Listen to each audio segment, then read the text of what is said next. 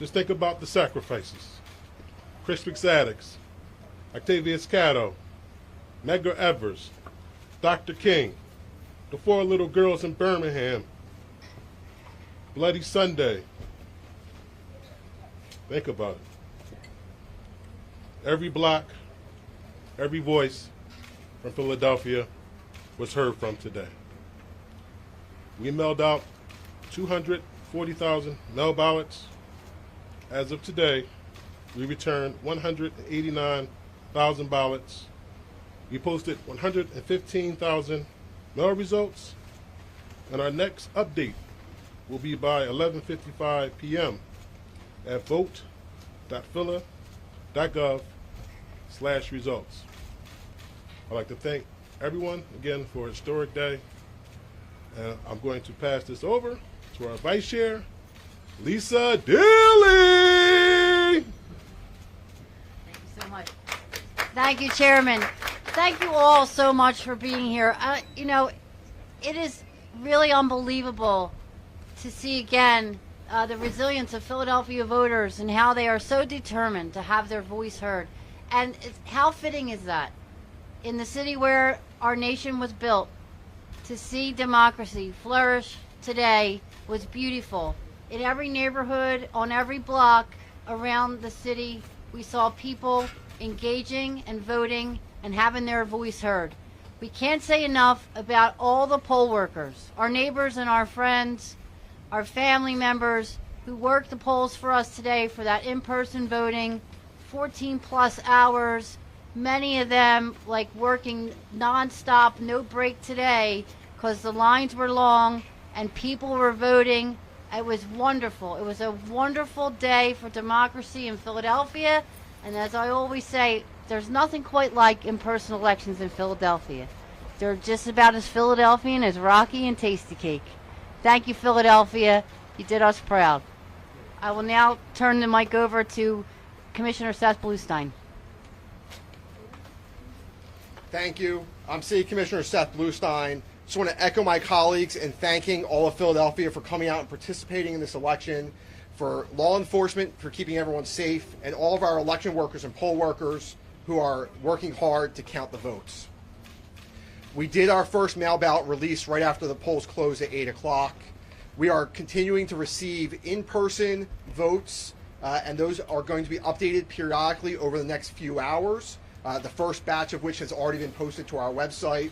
And then, as the chairman said, our next batch of mail ballot results will be posted before midnight. At that point, we will continue to count the ballots throughout the night because we are going to be here 24/7 until the job is done. Every Philadelphian who cast a vote today deserves to have that vote counted. They will be counted accurately, and we're going to continue doing so until the election is certified. Thank you. Can you say how turnout was, either by numbers or anecdotally? So we can't say by numbers yet. As the results are coming in, we'll see what turnout looks like. But anecdotally, we heard that it was a good turnout in Philadelphia today. How many mail ballots have you guys processed so far? Our first release was at 115,000 mail ballots. Behind us in the building right now, they are continuing to process mail ballots as we speak. So that number will go up, and that next batch will be released before midnight. Commissioner, on Truth Social, former President Trump has accused Philadelphia of having cheating going on. What's your response to that? The allegations about massive cheating in Philadelphia are absolutely false. There's no evidence whatsoever of massive cheating. We worked closely with the RNC and everyone across Philadelphia anytime that they had a complaint about anything. We handled it in real time, and if anybody has evidence of widespread cheating, please send it in because we'd like to see it. And I guarantee you there won't be any. There were a number of bomb threats called in. There was a number of bomb threats called in some polling locations. How many, and how did it affect voting today? So we're working closely with our law enforcement officers, and we'll publicize that, as because again it's an ongoing investigation, so you don't want to upset the investigation. Can you say how it affected voting? Did you keep the polls open? How many locations? Can you talk about that a little bit? Well, polling locations were extended, and we know that every Philadelphian was eligible, was able to vote. Can you tell us what law enforcement agencies you're working with? The FBI, Philadelphia Police? Can you talk about? We said them all. Philadelphia, state, all our law enforcement agencies, yes. Commissioner, at some point you had all mentioned the importance of pre-canvassing here in Pennsylvania. strategy and the lessons learned with how smoothly things have been going today? Do you still feel this way, all three of you, about the pre-canvassing process? Well, first answer to that is yes. I mean, we definitely would like to have as much time as we can to do the pre-canvassing. But again, we have a great staff. We purchased new equipment, and there's going to be less mail-in ballots than what they were in 2020. So the process is going to be a lot faster. There's going to be less time with the poll book reconciliation process. We have electronic poll books. So again, it's going to be a lot faster. Again, that number that we had in 2020 was approximately 350,000 mail-in ballots. So as you can see right now, we're up to 189 returned. We possibly expect a little over 200 to be returned. And everything's going to be done faster. When do you think that process will be completed? We'll let you know. We're going to give our updates. Is it safe to say Commissioner, law? is it safe to say that by the end of the night you'll have all of the mail-in ballots already done? Well, we're still receiving mail-in ballots. So again, we have Eagles Green drop box locations located all across the city of Philadelphia. So we have to collect those, and we have to, do our process. Commissioner, you said I heard your colleague say that he thought the turnout was good. How good is good? Good compared to what? 2016, 2020? Could you say So we'll have that number at midnight. Commissioner, It'll be right on our website at vote.phila.gov/results. sorry, just in regards to the post on Truth Social, has that made you concerned for the safety of anyone in your staff or poll workers or anyone like that? I mean, sure. I mean, whenever anybody is saying misinformation or disinformation, of course, but that's the whole goal. Earlier I spoke about Octavius Catto. We talked about the 4 little girls. Misinformation, disinformation is nothing new. They're trying to intimidate people so that they won't want to vote. Well, we saw the resilience in Philadelphia, our fighting city, that people still came out to vote. Commissioner, we heard reports that there were hours-long lines at Temple University. Can you confirm whether there's a legal challenge that could possibly keep those lines, those polls open later tonight? Well, I haven't heard of any legal challenge, but I can tell you this, that our vice chair, Lisa Daly, went down there. You want to talk about that? Yeah, so we did see a lot of activity at Temple, which isn't out of the ordinary in a presidential election. But because of the technology that we've deployed in the commissioner's office with the electronic poll book, we were able to get down there. We added some technology, we added some voting machines, we added some electronic poll books, and the short time I was there, we got through that line. So it did close in a reasonable time. And resilient, yes, again, those young people down at Temple, they were determined. So we got through that line as fast as possible. But we are excited about what we've learned since 2020. The technology we brought in, and just our ability to get through problems like that in a different manner. You just talked about high voter turnout. Can you expound on that?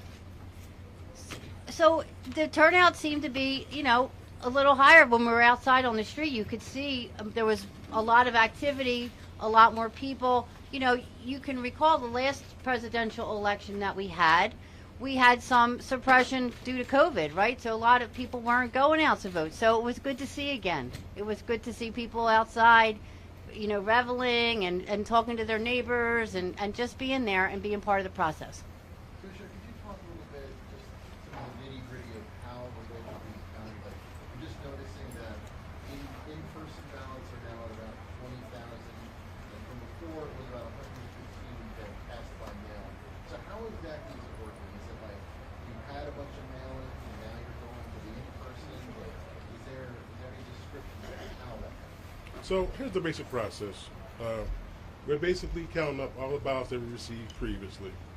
And as the polls close, our hardworking poll workers, they turn the results in.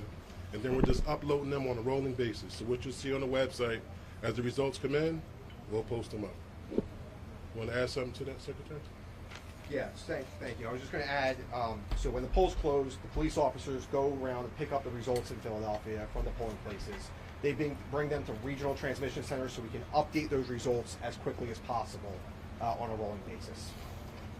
Right. We're good. I mean, so just to be clear, so everybody understands, the mail that we put up are the mail ballots that we received up until like a couple days ago, right? So that's the mail we're counting now. That's the number of mail that you saw up. That's the result, and we're going to continue through the balance of that.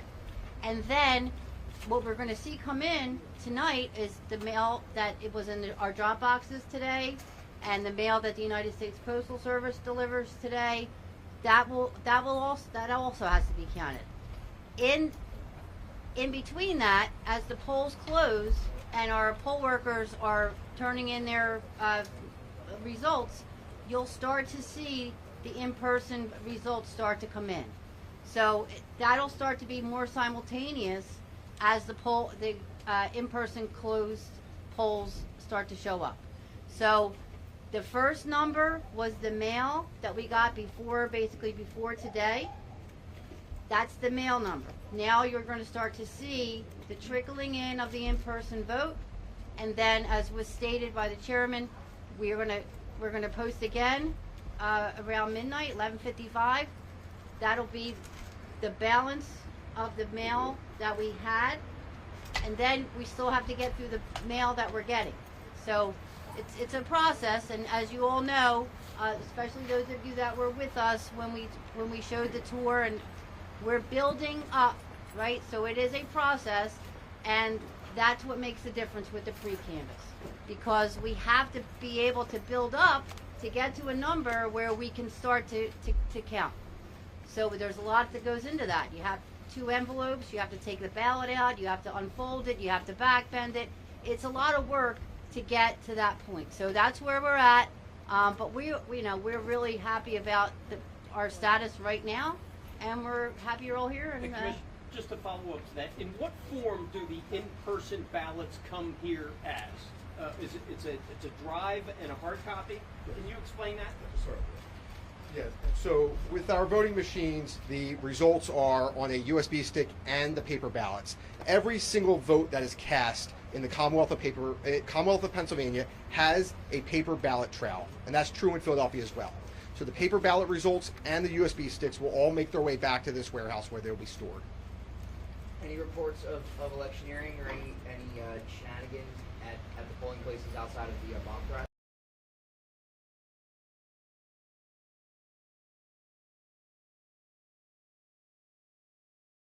Are able to report, how long do you anticipate that to be? It varies, because if there are still people in line, they must allow them to vote, so some may be longer than the others, and then they have to drive here.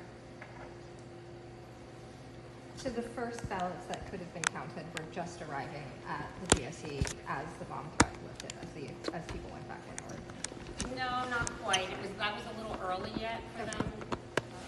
Well, I will say that I was over at my precinct here in the borough, and they did not have the tape posted until about 5 minutes before I got notice of this press conference. So it seemed like there might have been a little bit of a lag time between when the polls closed and when the tape was available at the precinct. That's very likely, yes. They have to organize and get things together.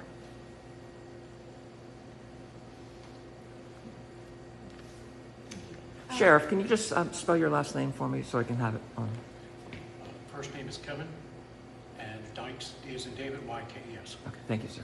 Thank you. And is there anything you can say to voters who might feel upset or intimidated or afraid after this, who might not want to come back out, people who were meant to vote here? It's very disappointing that elections, which are run by nonpartisan election officials, attract so much negative attention. And I think every resident in Pennsylvania, regardless of their affiliation or passion about a particular candidate, feels that in some way this year. But that also means that it's incredibly important for them to get out and vote, because their vote matters as much as anybody in the country or the world. So we're encouraging all of our residents to get out, make sure they get their vote counted, because this is just an example of how important that vote is. And I just want to go back to the 911. You said 911 is in that building?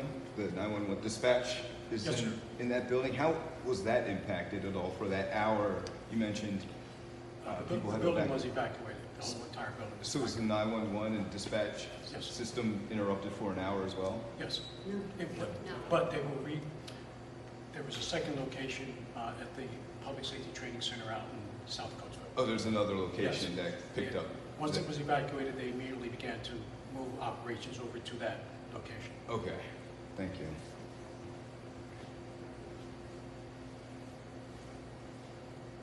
All right, thanks everyone. Thank you. Thank you.